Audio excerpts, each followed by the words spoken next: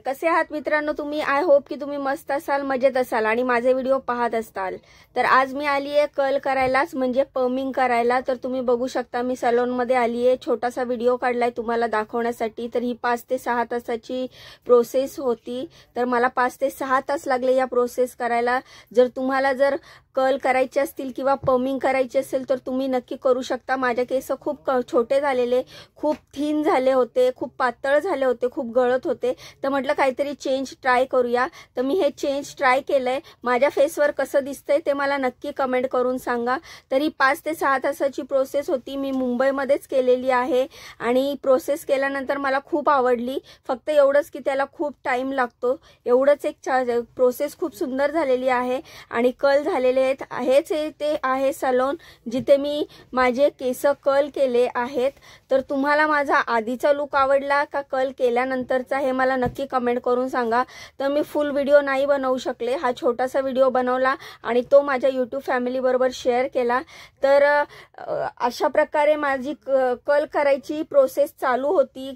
Clip लावल्यानंतर 1.5 ते 2 तास मला थांबावं लागलं। तर असं बघू शकता तुम्ही, डोक्यावर भल्या मोठा क्लिपचा घर होतं माझ्या डोक्यावर आणि अशा प्रकारे मी व्हिडिओ काढत होती। आणि हे बघा मी अशी दिसत होती क्लिप लावल्यानंतर।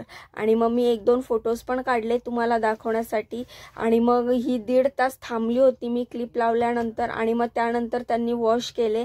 पण हे प्रोसेस झाल्याच्या नंतर 2 तास हेअर वॉश करायचे नसतात, कोंब लावायचा नसतो, त्याची आफ्टर केअर खूप करावी लागते। तर मी असंच थोडासा टाइमपास म्हणून काही फोटोज काढले। मला कर्ल केल्यानंतर माझा खूप छान वाटलं। तर तुमचेही केस पातळ झाले असतील आणि तुम्हाला वाटत असेल की काहीतरी वेगळं ट्राय करावं तर तुम्हीही ट्राय करू शकतात। खूप सुंदर कर्ल्स आले होते आणि हे असे दिसत होते जेव्हा ते पिना काढल्या त्याच्यानंतर असे दिसत होते। तर मला माझा फेस तुम्हाला कसा वाटतोय मला कमेंट करून नक्की सांगा। आणि तुम्ही कधी आधी ही ट्रीटमेंट ट्राय केली आहे का, ही प्रोसेस केली आहे का तेही मला कमेंट करून सांगा। माझ्या फेसवर सूट करते का तेही मला कमेंट करून सांगा। तर मित्रांनो अशा प्रकारे हा फायनल लुक होता। पण हा हेअर वॉश केल्यानंतरचा लुक नव्हता, मी हेअर वॉश नव्हते केले, फक्त क्लिप काढले होते। तर हेअर वॉश केल्यानंतर तुम्हाला माझ्या व्हिडिओमध्ये दिसेलच की माझे हेअर एक्झॅक्टली कसे दिसतायत। त्यामुळे मी नंतरचा हेअर वॉश केल्यानंतरचा फोटोज टाकलेला नाहीये। तर हा फायनल लुक होता मित्रांनो।